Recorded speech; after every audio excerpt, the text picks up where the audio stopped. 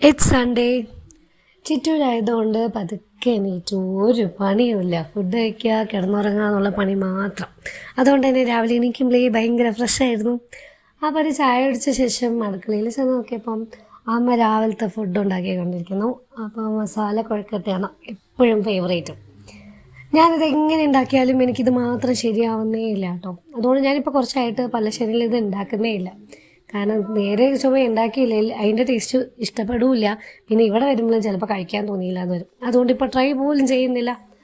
അങ്ങനെ ഫുഡ് കഴിച്ച് പിന്നെ ഉച്ചക്കത്തേക്ക് മുരിങ്ങ ചാറാണ് പ്ലാൻ. അതും ഞാൻ പറഞ്ഞിട്ട് തന്നെയാണ്. പക്ഷേ മുരിങ്ങ വലിക്കേണ്ട പണി നമുക്ക് കിട്ടുന്ന അത്രയ്ക്ക് ഞാൻ ആലോചിച്ചില്ല. അറിഞ്ഞതാണെങ്കിൽ മുന്നേ മാറ്റി വല്ല മോര് കറിയും പറഞ്ഞാൽ മതിയായിരുന്നു എന്ന് അപ്പം തോന്നി. കാരണം അത് ആ ഇല വേർപെടുത്തി എടുക്കുക വെച്ചാൽ വലിയ പണിയാണ്.